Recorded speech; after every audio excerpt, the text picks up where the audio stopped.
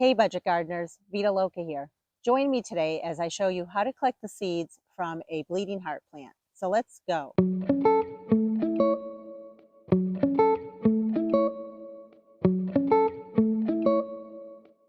Bleeding heart is a perennial here where I live in New Hampshire Zone 5B, and it blooms in the early spring months. It is now towards the end of June, and since my bleeding heart plants have gone to seed, it's a great time for me to show you what to look for the seed pod as well as collecting the seeds. As some of you may know, bleeding hearts can be a little tricky to grow. Part of the reason is because of their taproot system.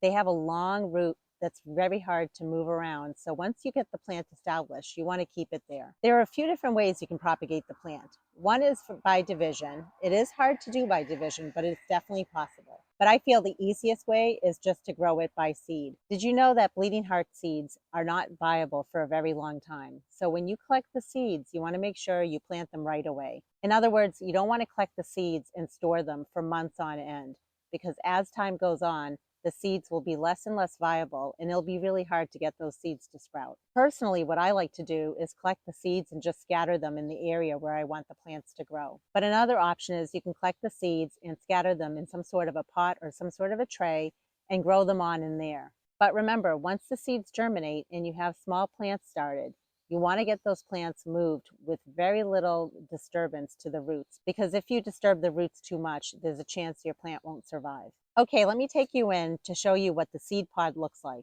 Right here, these used to be the blossoms, and you can see it's no longer blooming. In fact, the blooms have turned into the seed pods. I like to think of the seed pods almost like the seed pods of a pea plant. So very similar to that.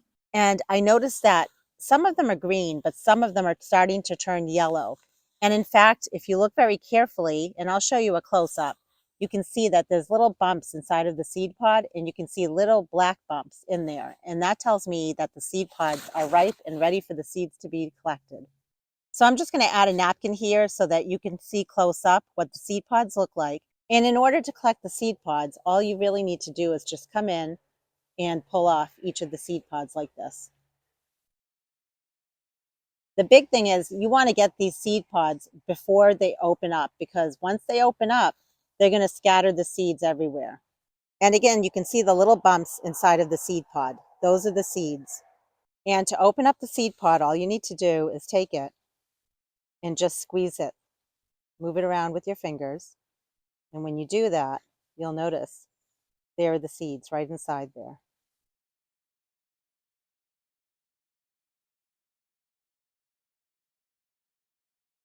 And some of the seed pods are basically opening up and the seeds are just falling out. But this one here, I'm just squeezing it around and the seeds just come out like that. Compared to the size of my thumbnail, the seeds are pretty small. Now remember, the seeds are only viable for a short period of time because they do not like to get dried out. So you can either scatter them in your landscape or you can plant them in pots that have dirt in them. I'm going to show you my process for scattering them in the landscape. So I just found a place right here where I want to scatter the seeds. I have mulch. I'm going to move the mulch aside because I want to make sure that the seeds make good contact with the soil. And I'm just going to make a hole. It's not very deep. I'm trying to basically mimic Mother Nature where the seeds have fallen, but instead I'm dropping them in an area where I want them to germinate. And you'll notice I'm putting a lot of seeds in this little hole, but normally what you would want to do is maybe just put 1 or 2 seeds in a hole and have it spread out more, because you really don't want to move your plants around once they establish. I have moved them around before, but I move them around when they're very, very small, and I make sure to get a good root system. I'm now just going to cover them up, and I'm just going to add my mulch layer back. And that's it. I'm just going to make sure that they don't dry out and they stay well watered. And since I have irrigation here, I know that they're going to get enough water. Another option for sowing your seeds is you can bring your fresh seeds inside, put them in a Ziploc bag, and put the Ziploc bag in your refrigerator. And you can basically give it what's called the cold stratification period indoors. And you want to make sure you leave the seeds in your fridge for a certain period of time. And then you want to sow your seeds in soil. And you can do that either under grow lights indoors or outdoors. It's your choice. But just know that when it comes to a lot of perennial plants, such as bleeding heart, they typically do require that cold stratification period. And for me, I'm just going to let Mother Nature take its course. And this winter, those seeds will get a cold stratification period.